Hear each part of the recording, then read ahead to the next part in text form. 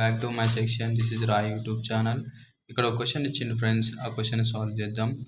ఇది successive divisor questions. When we 100 is a successive device by number 5, 3 and 2, level of remainder equal to dash dash and dash అన్నాడు.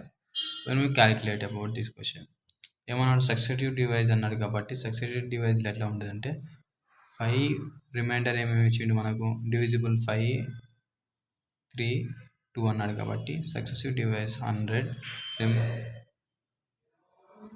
20, 100, 0, remainder equal to 0, remainder 0 కాబట్టి first ఏమో 0. Successive device అన్నాడు కదా, ఈ 20 అనేది మరి వెళ్తుంది 20. సెకండ్ నెంబర్ ఏంటి 3, సక్సెసివ్ డివైస్ కాబట్టి 20, 6, 18 ఈక్వల్ టు 2, రిమైండర్ ఎంత ఇక్కడ 2. నెక్స్ట్ 6 అనేది సక్సెసివ్ డివిజర్ కాబట్టి 6. Next divisor 2, 3, 6, 0, 0. ఓకే, రిమెంబర్ ఏమేమి వచ్చిందంటే మనకు 0, 2, 4. కానీ మనకి ఎగ్జామ్లో క్వశ్చన్ ఎలా అడుగుతాడంటే ఇదే క్వశ్చన్ని రివర్స్లో అడుగుతాడు.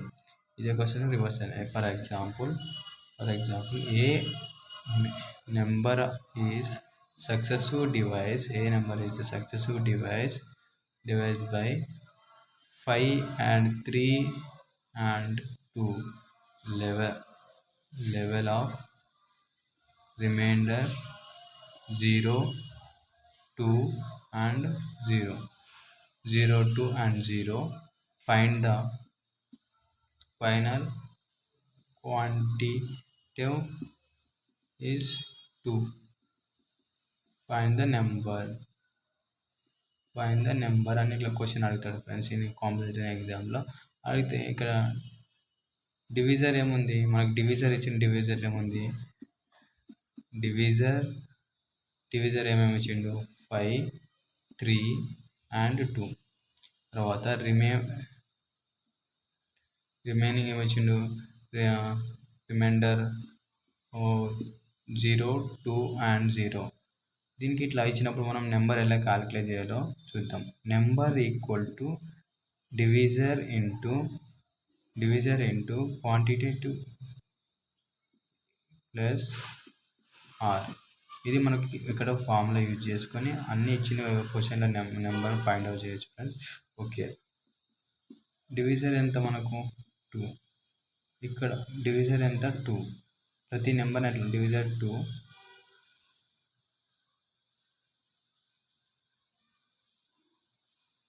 సక్సెసివ్ డివైజ్ అన్నప్పుడు మనం రివర్స్ ఆర్డర్లో వచ్చి మనం చేసుకోవాలి. సక్సెసివ్ ఆర్డర్లో ఇక్కడ డివిజర్ ఏముంది 2 ఉంది కాబట్టి 2. తర్వాత కోషెంట్ ఏమన్నాడు, ఫస్ట్ కోషెంట్ ఇస్ 2 అన్నాడు కాబట్టి ఇంటూ 2 ప్లస్ రిమైండర్ ఏముంది 0, రిమైండర్ 0. ఫస్ట్ అయిపోయింది. ఇది ఏమవుతుంది అంటే నెక్స్ట్ యొక్క డివైజర్కి కోషెంట్ అవుతుంది. అప్పుడు ఇంటూ 3, రిమైండర్ ఏమవుతుంది, రిమైండర్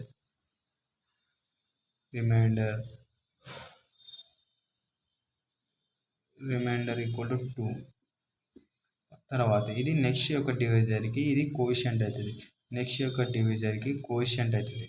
అప్పుడు ఇంటూ 5, నెక్స్ట్ యొక్క డివైజర్ 5, రిమైండర్ ఏముంది 0, రిమైండర్ ఈక్వల్ టు 0. మొత్తం సాల్వ్ చేస్తే మనకి ఏమొస్తుందంటే 70 నెంబర్ వస్తుంది. Number equal to 70. ఇది కరెక్టా కాదని క్రాస్ చెక్ చేసుకునేటప్పుడు 5 into 70, 14 70, రిమైండర్ ఈక్వల్ టు 0. అంటే ఈ సక్సెసివ్ డివైజ్ కాబట్టి 14 పోతుంది. 3 అంటే 4 12, రిమైండర్ ఈక్వల్ టు 2. ఈ సక్సెసివ్ డివైజ్ కాబట్టి మరి 4 పోతుంది. 2 4, 0. రిమైండర్ ఏమేమి వచ్చింది మనకు, రిమైండర్ ఈక్వల్ టు 0, 2, 0. మనకు క్వశ్చన్లు ఇచ్చిన రిమైండర్ మనకి మరి వచ్చింది కాబట్టి ఇది క్రాస్ చెక్ మెథడ్. ఇదే successive device method. When we hope Question is asked in GATE exams and competitive exams. Very important question. Okay, this question explain.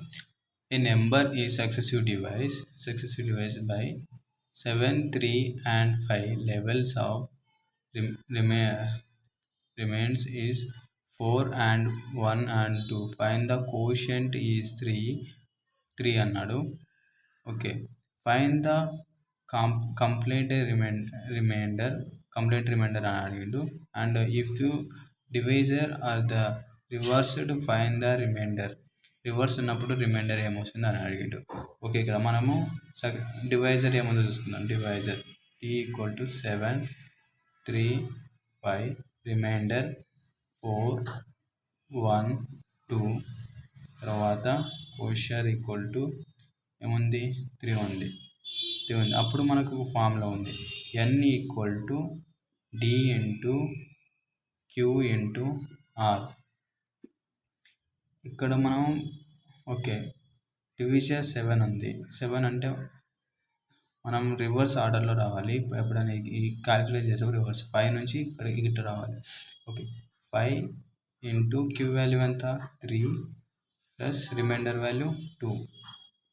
ఇదంతా మరి క్యూ వాల్యూ అవుతుంది. ఇప్పుడు నెక్స్ట్ యొక్క డివైజర్కి క్యూ వాల్యూ అవుతుంది.